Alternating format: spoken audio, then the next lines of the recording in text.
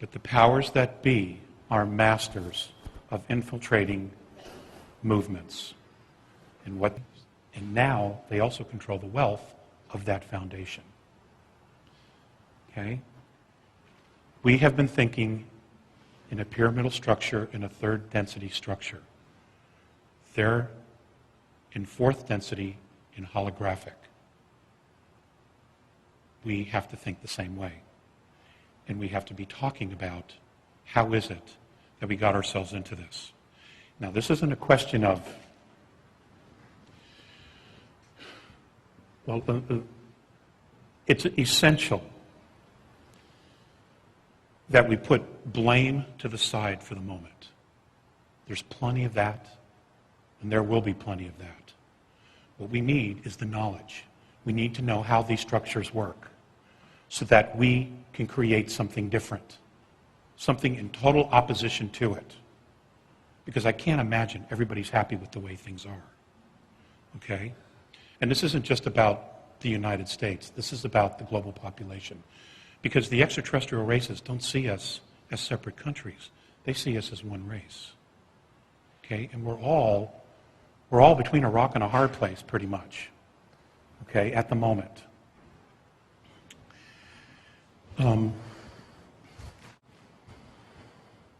Taking personal responsibility is huge.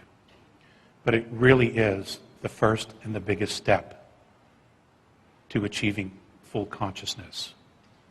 Okay? I'm going to read you a quote that I found. It's from a gentleman named Little Hawk. He's a Native American Indian with the Mohawk tribe. Take credit for your mistakes, not what you do good, because you're supposed to be doing good anyway. Okay? We've all made mistakes. We've all screwed up. Okay? But that's part of the learning process.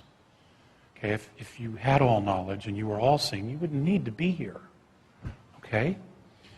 So, collectively and individually, we need to start looking at the world and saying, what has my contribution been?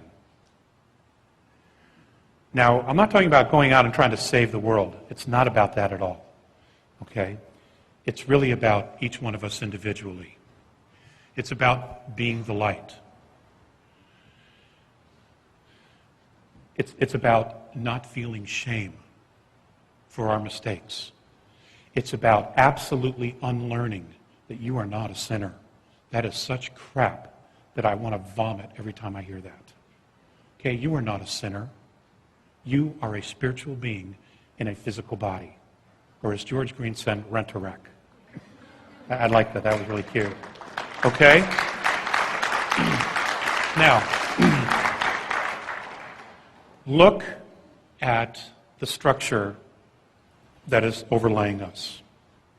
Governments of control and dominance, a monetary system that controls everything, corporations and banks that own the debt of every nation, which means literally they're in control because they have the debt. Okay? We have medical and pharmaceutical companies who have had cures for cancer and other diseases, okay, that now want to damage your DNA with untested vaccinations. Imagine how afraid they are of you. Can you just for a moment imagine how afraid of you they are? And now you've got to ask yourself the question, why are they afraid of you? Okay? Because we are awesome, awesome creator gods. We have the ability to create reality, to bring it forth, to call it forth. And they have done everything they can to continue to make sure that we believe we're powerless. This is why so many extraterrestrial races are coming here now. Okay? Because they know different. On some level, ladies and gentlemen, we consciously have called forth this drama. This is really about us. Okay? We have called this forth. Okay? This is really about us. It's not about them. And we need to step into our power here. We need to fully understand it's time for us to step into our power as a planetary race and not see the borders anymore. Now, I would not be that opposed to a global government if it was set up with a constitution like the U.S. Constitution and an absolute Bill of Rights. But even then, that's not a guarantee. Because if people don't defend those rights, if people don't defend their liberties, what good is it? We've just experienced that.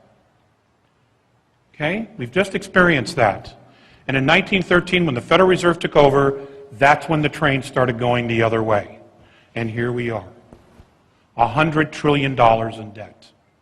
An absolutely ridiculous number. Okay? It's probably higher. Who knows? Okay? Now, in creating our holographic model of a civilization or a social structure, do we want to have a monetary system? Do we actually need a monetary system? Because we're the only ones that I'm aware of in our galaxy that still use a monetary system. Okay? In fact, many, many years ago, I had been asked by Maureen Aphasias to put together a short presentation on money. They already knew about it, but I did the best that I could. And when it was over, Faceas just looked at me and he goes, "I don't understand." And I said, "Well, what do you not understand?" He says, "I don't understand why you have to pay to live on a planet you were born on."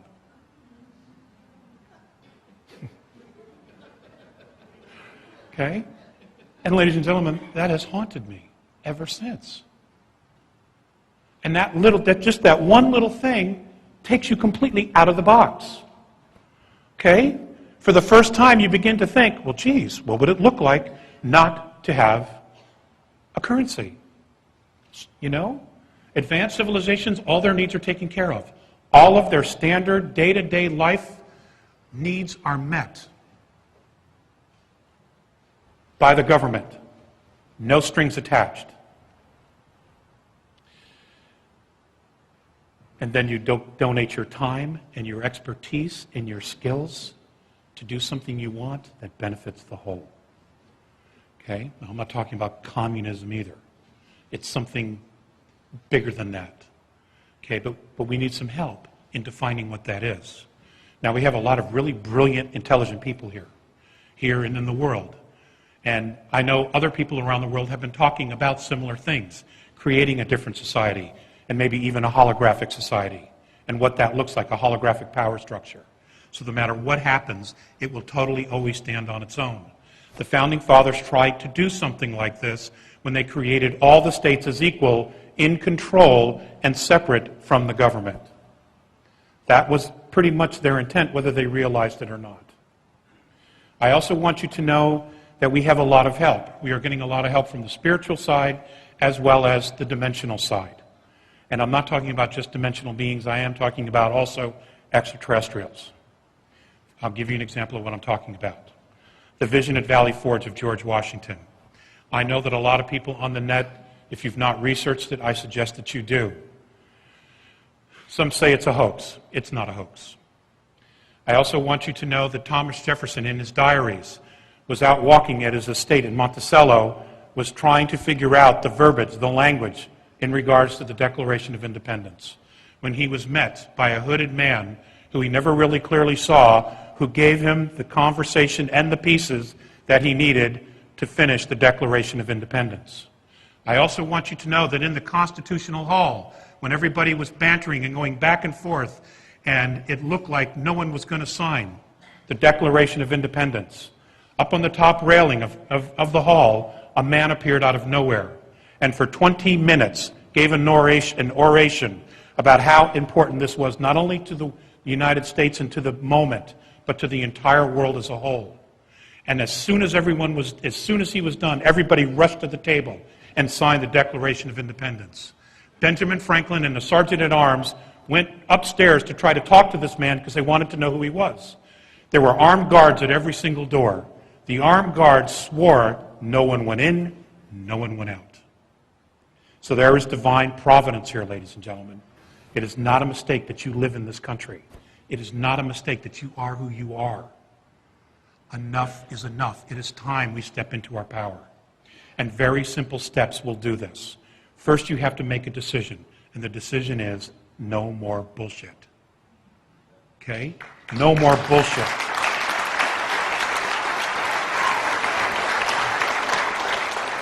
Okay? America is the reason it is because we allowed it to happen. By our apathy. Okay?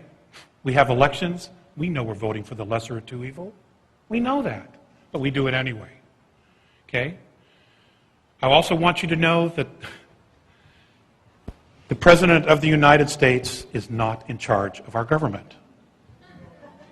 Okay? He's just not. I want you to know that there are 47 layers of top secret clearances above the President of the United States. 47 layers. You want to know your secret government? That's your secret government. He can't even get a clearance. He doesn't even know who to talk to get a clearance to find out about this stuff. Okay? So, it is important that we turn our focus a little bit and we start creating something different.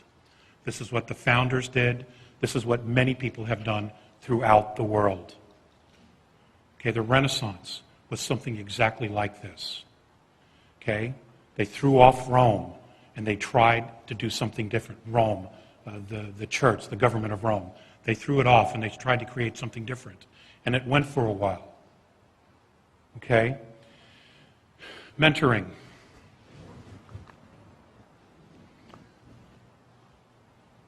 The conversation in the exopolitics community, in my personal opinion, is no longer, do UFOs exist? It's completely irrelevant, okay? We already know they do. Where do they come from? That has some validity. Is it metal? That doesn't have any validity. It doesn't matter, okay? What matters is, why are they here? And what can we do to learn from this experience? Now, the reason that many of the extraterrestrial groups benevolent are not talking to the government is because they know they're compromised. I will tell you that there has begun some mentoring off-world of our military. Off-world. It has begun. But that is such a small piece. What really needs to happen is we need to create a new domain of knowing, and we need to call this information directly to ourselves. No more middleman. No more middlemen. Okay? They can't be trusted. We have to do it ourselves. Now, how do we go about that? I don't have all those pieces. The idea was to share it and plant the seed inside of all of you to start thinking about, what does mentoring look like? What would it imagine? How would you imagine extraterrestrials coming down and saying, okay, folks, you have pollution. We can help you with that, but these are the steps you need to do. Here's the technology that already exists on your planet to do this. Because we are not being told the entire story by our governments. The crafts that I have been into, one of the motherships that I go to is called Atlantia. It is approximately 250 miles long. It has a population of it, from what I understand, of anywhere from 150 to 500,000 beings at one particular time. It is completely self-sufficient.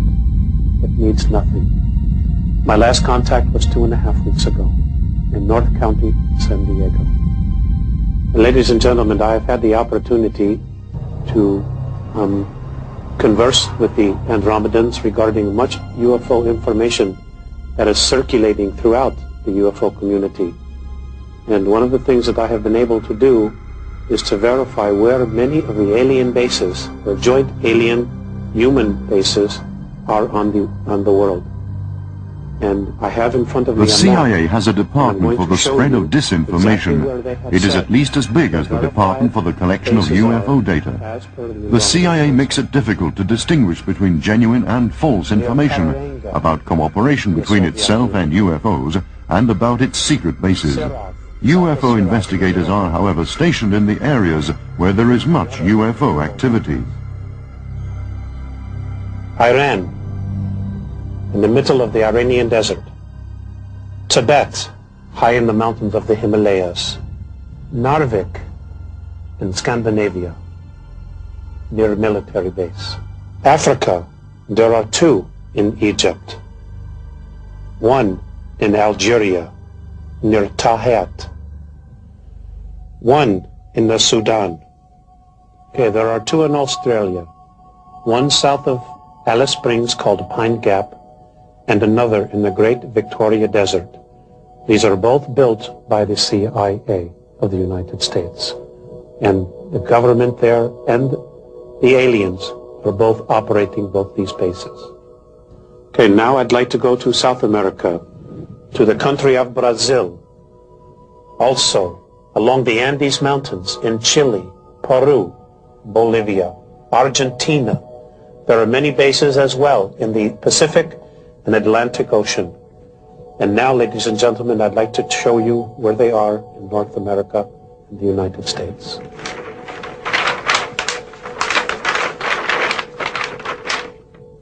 State of Montana, Red Mountain.